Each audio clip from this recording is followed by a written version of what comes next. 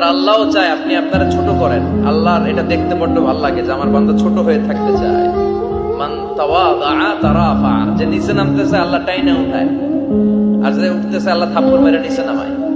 কথা কন। মুসা আলাইহিস সালাম, সহিহ বুখারীর বর্ণনা, বনি ইসরাইলের লোকদের মাঝে ওয়াজ করতেছিলেন, এরকম নসিহত করছিলেন। তো একজন দাঁড়িয়ে বলল, ইয়া নবী আল্লাহ মুসা, মান আ'লামুন নাস ফিল আরদ। হে মুসা নবী, জানতে বড় মনে চায় বর্তমান পৃথিবীর সবচেয়ে বড় জ্ঞানী কে? মুসা আলাইহিস সালাম কয় আমি। মুসা আলাইহিস সালাম কি বললেন? আনা। আসলে কথাটা ঠিক। আল্লাহ যখন যে নবীকে পৃথিবীতে পাঠায় তখন তাকে সবচেয়ে বেশি জ্ঞান দিয়ে পাঠায়, সেই হিসেবে ঠিকই উনি সবচেয়ে জ্ঞানী।